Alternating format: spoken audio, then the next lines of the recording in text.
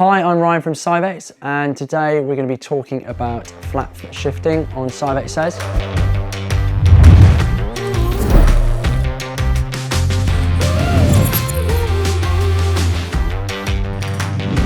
So what is flat foot shifting? You've got a manual transmission car and basically you're used to changing gear and dumping the clutch. What that basically inherently produces is a moment of stall in the engine because you're actually coming off the throttle. And when you do that, you're losing all the mass air that's in the engine, in the intake manifold, etc. If you've got a turbocharged engine, you're going to lose all of that turbine energy that's in the exhaust.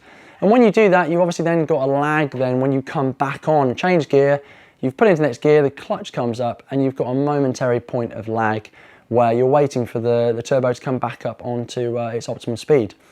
What flat foot shifting is, so what we do is we allow for a clutch position sensor or a clutch switch. On the new Yaris kit that we've got, it's got a clutch position sensor. That's ultimately better than a clutch switch. The reason for that is because the bite point of the clutch can actually inherently be different between different cars. So having a switch that's, say, right at the top, what that can basically mean is that when you actually shift gear, the clutch has already come in before your cut would actually inherently stop. So the great thing about a position sensor is that you can actually find that bite point when you actually re-engaging of the drivetrain is going to be, and you can set then for the cut or the flat shift to end, okay?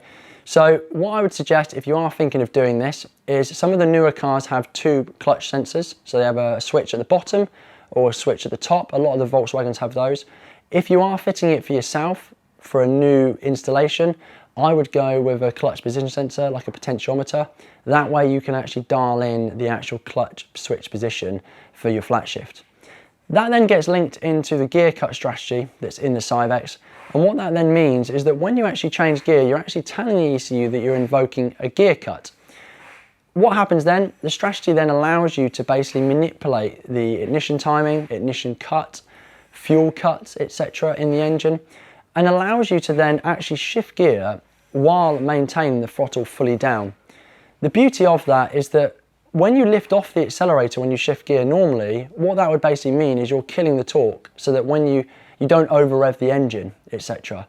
Having the actual cuts now for the fuel cut, ignition retard, ignition cut, what that basically means is you stop it over revving, but you're keeping that turbine energy, all that power in the actual exhaust turbine for, say, a turbocharged car, so that when you then bring that clutch back up and end that cut, the gear cut strategy for the flat shift, you've actually got all the power and torque available to you, all the mass airflow still in the intake manifold. And basically, it creates a quicker accelerating car.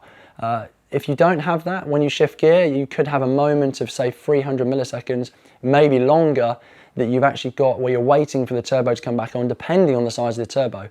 Obviously, a small turbo, relatively quick, but if you look back at the old days where we used to be involved with Supras, with T88s, and those things, dinosaur turbos, they take so long to spool up. It was a fantastic thing to implement. If you like this content, please subscribe and hit the like button below.